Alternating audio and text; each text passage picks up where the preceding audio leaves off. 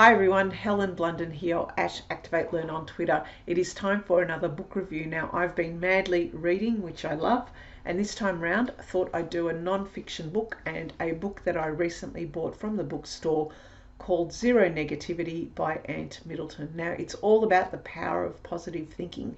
It's not usually a book I would buy, but I saw it on the shelves and I thought, why not? Why not? I didn't know who this bloke was. I didn't know him from a bar of soap.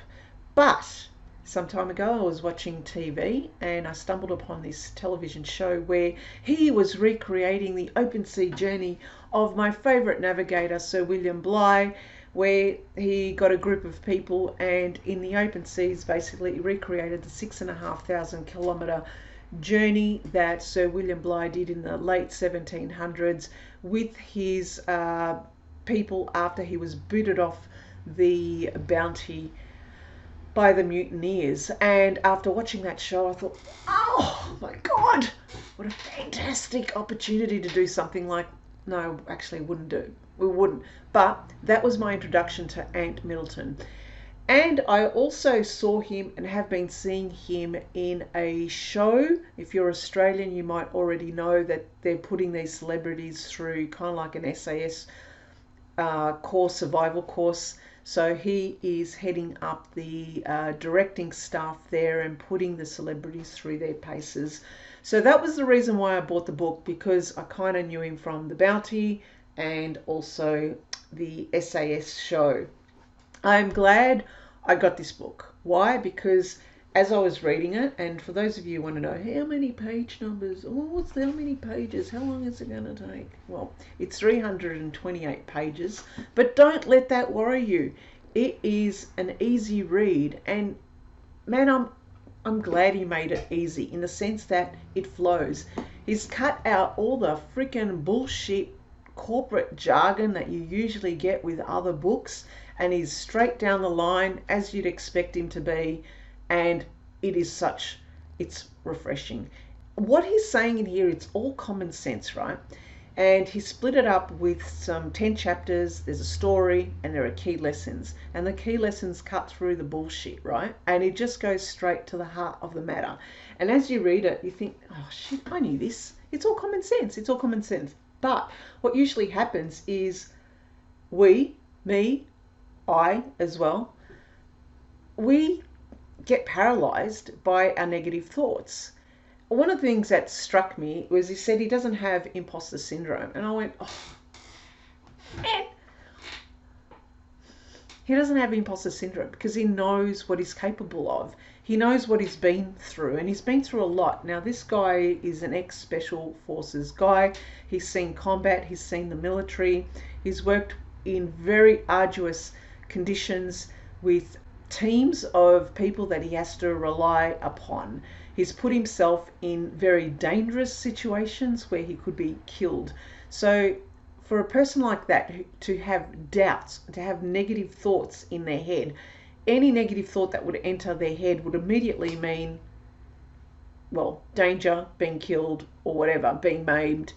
So I actually kind of respect what he's written here, because I have noticed in my life, being an ex-military person, I used to be very positive. And I could understand kind of like your perspective and your thoughts really, your perspective and your thoughts really determine your actions, your behaviors, and also how they impact the people around you. So the stuff that he writes in here, I would say, are relevant to everyone and to anyone. And I would highly recommend that you read this book. Now, it could have been written from anyone else, but it doesn't really matter, in the sense that he's got 10 chapters. Each chapter has a story. Each chapter then have lessons, and these lessons are really bite-sized, common sense things that we could instantly put into place and instantly put into action. So what are some of the things that really jumped out for me? One of the things that jumped out for me was obviously he says that we've got to go through this. Things are going to be hard in our life, but how we approach them really will determine our success. The second thing I really got out of this was in chapter 4 around keeping it simple. And I love the fact that he says he stay out of the grey zone. When we were in the military, when I was in the military, we used to call people, certain people, grey people, because we didn't really know who they are, what they were about. They weren't, you couldn't place where their allegiances would lie. But what he means here is stay out of the grey zone in the sense that don't overcomplicate matters. Don't paralyze yourself by analyzing things too much. Keep it simple. Yes, no, black, white. And that's one of the things I'm going to go back to it, because I seem to have lost my own way in recent times where I start to overthink matters. And when you start to overthink, those little negative thoughts start coming in, and all of a sudden you don't feel very confident in your actions. You start to question everything, and there's your downfall. So keeping it simple was another thing that I learned in this book. So another really good aspect of this book and how I read it was at the end of each chapter there is a section where his wife Emily shares her side of the story, or her perspective. Now I read Emily's entries first. Now why did I read Emily's entries first? Because some years ago when I was in the military, I was in awe of the partners of the people I used to work with. The partners, who mainly females, were the people holding the household together, and they were the ones who moved around with their partners all around Australia, all around the world, and in many cases had to not know where their partners were, where they worked, what they did. And so having Emily's perspective here really just kind of brought it home for me that really your negative thinking, your thinking and your work really impacts other people in your life. And I loved how he invited, or he requested, I don't know whether he invited, requested, or whether maybe he just directed. I don't know. Regardless, it doesn't matter. Emily's voice is in here, so we get to see a different perspective.